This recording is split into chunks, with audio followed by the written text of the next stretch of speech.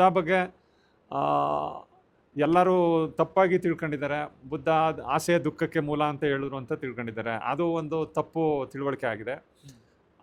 ಈಗ ನಾನು ಹಿಂದೆನೇ ಬರೆದಿದ್ದೀನಿ, ಅರಿವಿನ ಕೊರತೆ ದುಃಖಕ್ಕೆ ಮೂಲ. ಆಸೆ ದುಃಖಕ್ಕೆ ಮೂಲ ಅಲ್ಲ, ಅರಿವಿನ ಕೊರತೆ ದುಃಖಕ್ಕೆ ಮೂಲ. ಮತ್ತೆ ಎಮೋಷನಲ್ ಲೈಫ್ ಲೀಡ್ ಮಾಡೋದು, ಎಮೋಷನಲ್ ಲೈಫೇ ದುಃಖಕ್ಕೆ ಮೂಲ ಅನ್ನೋದನ್ನ ಆಧರಿಸಿ ನಾನು ಅದನ್ನ ರಿಸರ್ಚ್ ಮಾಡಿ ಅದ್ರ ಬಗ್ಗೆ ಸ್ಟಡಿ ಮಾಡಿ ನಾನು ಈ ವಿಚಾರಗಳನ್ನ ಜನಕ್ಕೆ ತಿಳಿಸ್ಬೇಕು ಅಂದ್ಬಿಟ್ಟು ಮಾಡಿದ್ದೀನಿ. ಮತ್ತೆ ಭಗವಾನ್ ಬುದ್ಧ ಅವರ ಬಗ್ಗೆ ಪಂಚಶೀಲ ವಿಷಯ ಬಂದಾಗ ಇಲ್ಲಿ ಇಂಡಿಯಾದಲ್ಲಿ ಅಂತೆಲ್ಲ ಆಲ್ ಓವರ್ ದಿ ವರ್ಲ್ಡು ನಾವು ಡ್ರಿಂಕ್ಸ್ ಮಾಡಬಾರ್ದು, ಲೇಡೀಸ್ನ ನೋಡಬಾರ್ದು, ಮತ್ತು ಮಾಂಸ ತಿನ್ನಬಾರ್ದು, ಈ ಥರದ ಸುಳ್ಳುಗಳನ್ನ ಹೇಳ್ಬಾರ್ದು ಅಂದ ತಕ್ಷಣ ಎದುರ್ಕೊಂಡು ಬುದ್ಧ ಅವ್ರ ಬಗ್ಗೆ ತಿಳ್ಕೊಳ್ಳೋಕ್ಕೆ ಎದುರ್ಕೊಂಡು ಬರಲ್ಲ ಜನ, ಮೆಜಾರಿಟಿ ಜನ.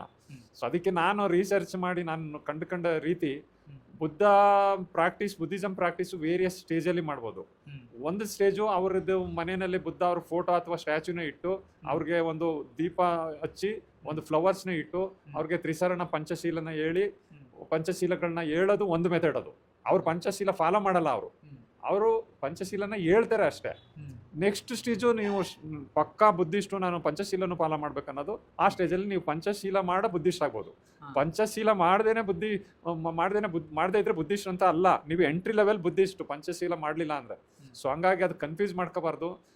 ಬುದ್ಧ ಅವರ ಒಂದು ಫೋಟೋನ ಸ್ಟ್ಯಾಚ್ಯೂನ ಮನೇಲಿಟ್ಟು ಅವ್ರಿಗೆ ನಮ್ಮ ಮನೆಯಲ್ಲಿ ಹೇಗೆ ಒಂದು ಅದ್ರ ಮುಂದೆ ಒಂದು ದೀಪ ಹಚ್ಚಿ, ಆ ದೀಪದ ಸಂಕೇತವು ಅವ್ರ ಎನ್ಲೈಟನ್ಮೆಂಟ್, ಮನಸ್ಸು ಎನ್ಲೈಟನ್ ಆಗೋವರೆಗೆ ಹೋಗ್ಬೋದು ಅನ್ನೋದು ಬುದ್ಧ ತೋರಿಸಿದ್ದಾರೆ. ಅವ್ರ ಮೈಂಡಿನ ಅಷ್ಟರವರೆಗೆ ಡೆವಲಪ್ ಮಾಡಿ ಅದ್ರ ರಿಮೆಂಬರೆನ್ಸ್ಗೆ ನಾವು ದೀಪ ಹಚ್ತೀವಿ, ಅವ್ರ ಎನ್ಲೈನ್ಮೆಂಟ್ನ ನೆನೆಸ್ಕೊಳ್ಳೋಕ್ಕೆ ದೀಪ ಹಚ್ತೀವಿ ನಾವು.